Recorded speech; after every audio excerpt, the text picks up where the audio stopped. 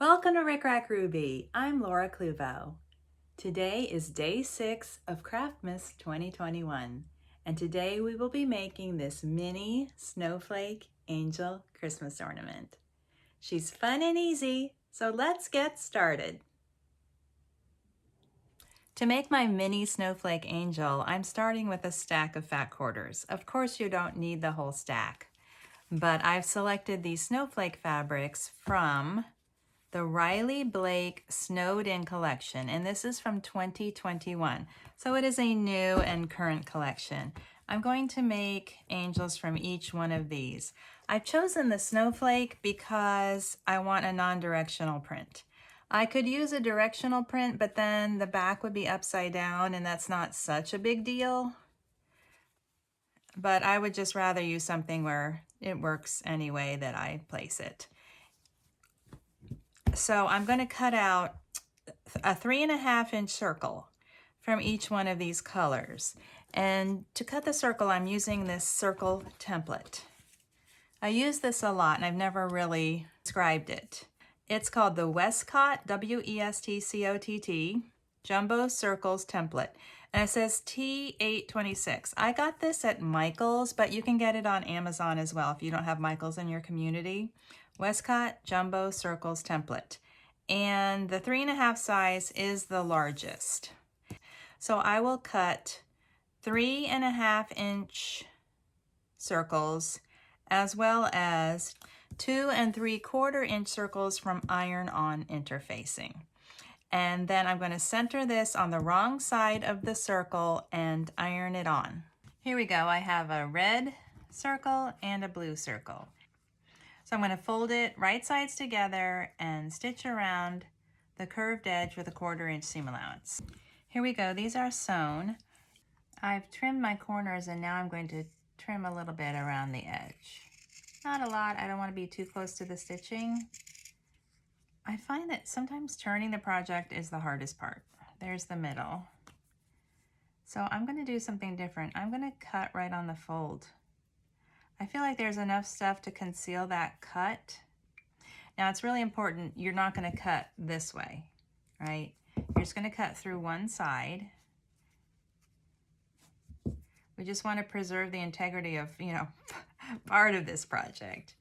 And then a little bit across, about 1/2 inch, maybe 1 centimeter. That looks like about 1 centimeter in each direction and down. And I also wanted to mention that I use a woven interfacing here, and it doesn't have to be woven, that's just what I had. You can use non-woven interfacing just as long as it's feasible. And the reason that I put this interfacing on is just to add a little bit of stiffness and opacity to the center of the design. We have a lot of stuff going on there. There's all kinds of things being glued, like the wood and the felt and all the different parts, and we don't want it to be too limp that it might sort of collapse. I'm going to go over and press this. I'm using a needle to pull out the very tips just to make sure I get those all the way out. So my next step is to run a decorative stitch around the curved edge.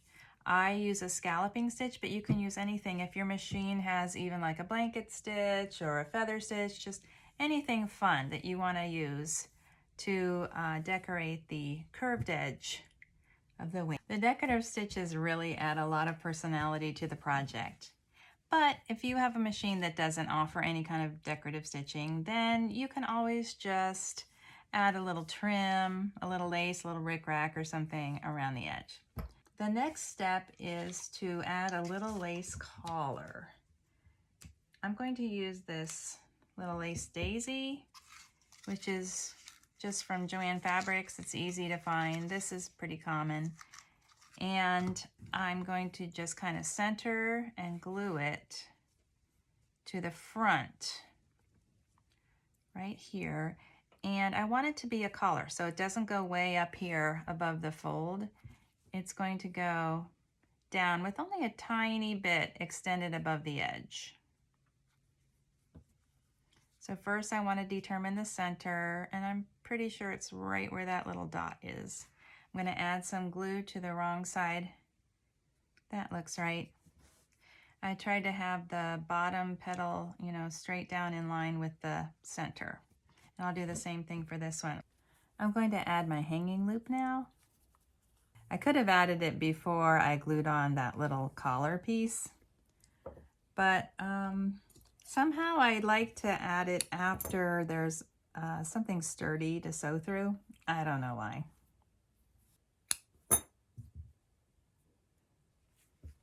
I'm using red and white baker's twine for the hanging loops, and I've also prepared some other parts. The halo is cut from felt. I use a die cutter and a die from Spellbinders, Nestabilities, Lacy Circles. I use the smallest size, which is 1 5/8. And you know, you don't have to get this exact thing.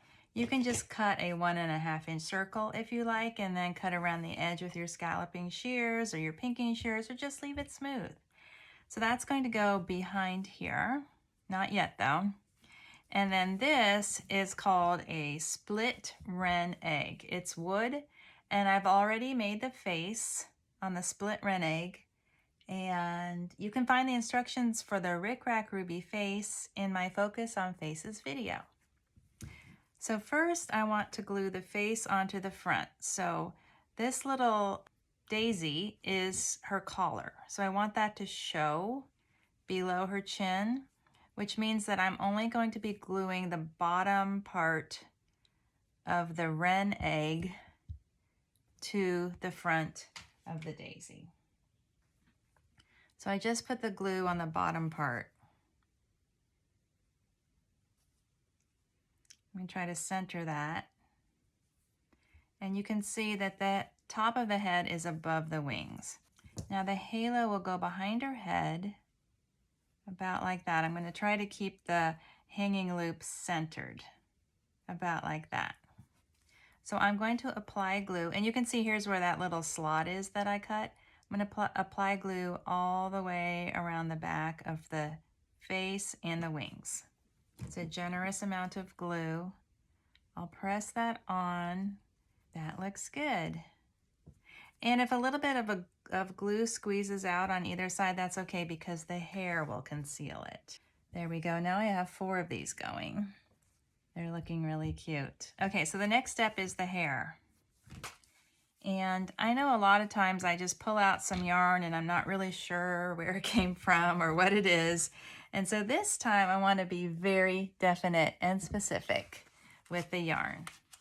This is Dolly Mo Woolly Mohair. The color is Snow White, and I got it from Etsy, and the name of the seller is TheOliveSparrow. So check out TheOliveSparrow on Etsy and look for Dolly Mo Woolly Mohair in Snow White, and you will have the exact yarn that I'm using, if that's what you want. You can use whatever yarn you like. And I've never used this before, but I just have a feeling it's going to be awesome. All right, so I'm going to hold it right here and then wrap 1 and 2 and 3 and. So there are 3 loops on either side. And you see how I cross this over like this to make an X? See that?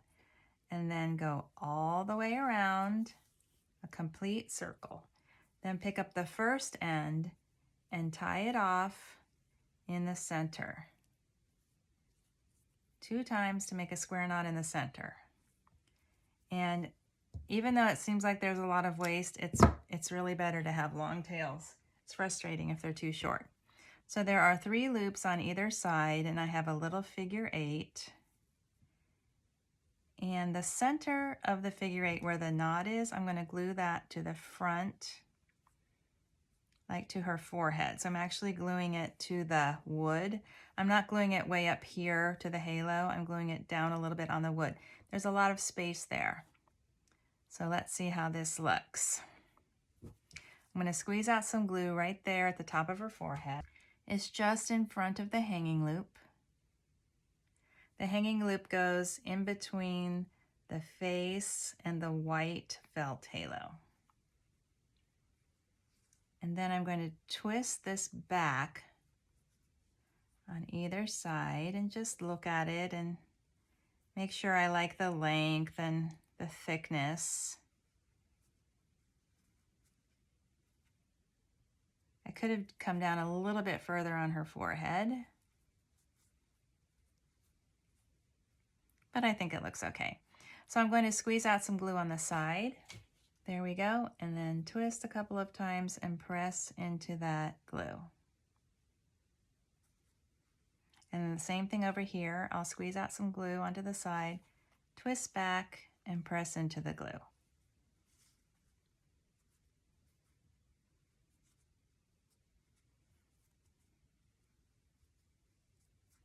And then in order to hold these in place, I'm going to add a little bit more glue, maybe right here, and then press that right into the glue. And the same thing on this side, right into the glue. So I have some glue right there on the fabric of the wing. I'm going to press that right into it. The same thing over here. I'll put some glue right on the fabric and press it in. And you can see on the back that that little slot that I cut is completely concealed by the halo. I'll do the hair for the blue angel as well. A long tail, wrap 3 times. 1 and 2 and 3 and.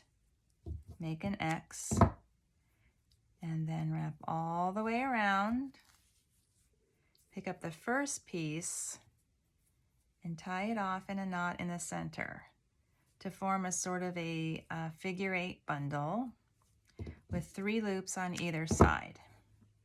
And then I cut that short, but not really close to the knot because I don't want it to come untied. Squeeze out some glue onto her forehead. I'm going to make it a little bit lower than this one. Right across her forehead. Press the center of the bundle into that glue. And I don't mind if this little end shows in the front because it reminds me of bangs. So I'm fine with that little bit right there.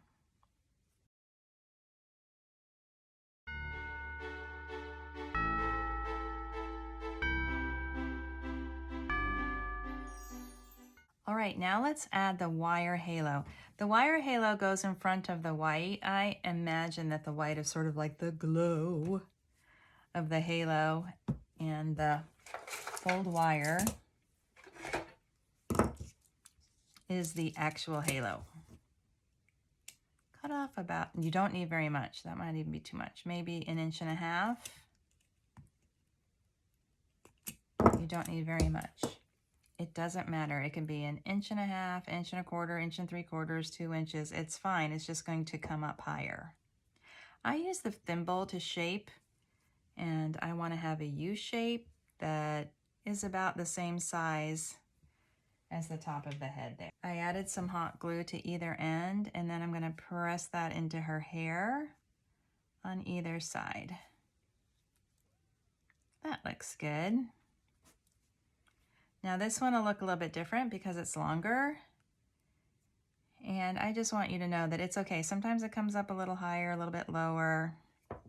Sometimes it's more rounded, more oval, straighter, more bent. It can come forward or back. It's not that big a deal.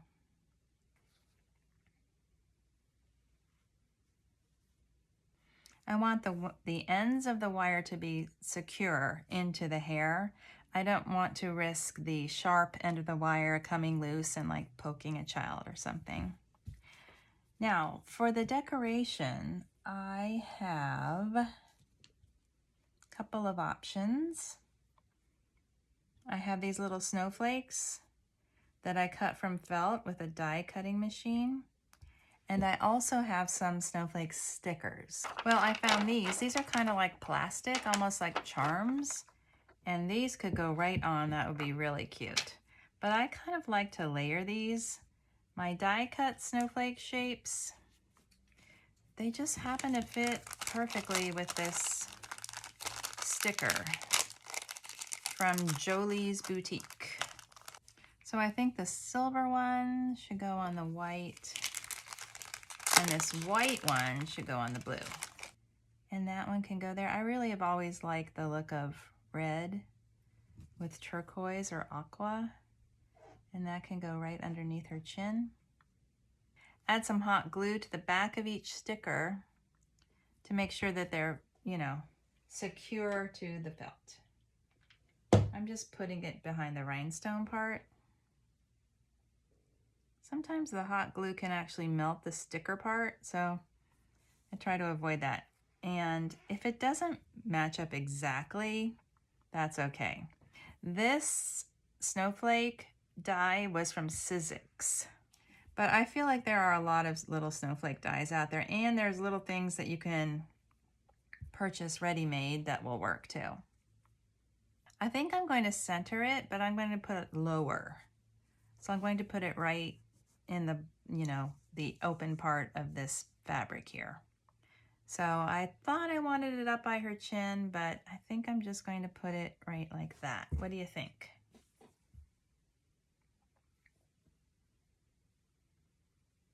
And now for this one, I think I'm going to put this one up against the side of her face, really close like this. I like that. And we don't need any more baker's twine. This will be like a little corsage at her neck. Now you can embellish these however you like. These two are done, but I'd like to make a couple more before I come back to say farewell.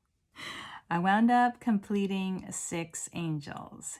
Here are the first 2. And I kind of like the way her head was a little bit tilted, and then the snowflake was kind of pushed up against her cheek like that. So for these 2, I just kind of did that more deliberately, just tilted the head toward the snowflakes. And then this one, I just added a simple bow at her chin, and this one, a baker's twine bow. So, I mean, there's just a lot of potential with this design, and I hope you will have fun with it. Thank you for watching my video. If you're enjoying my tutorials, please like, share, and subscribe.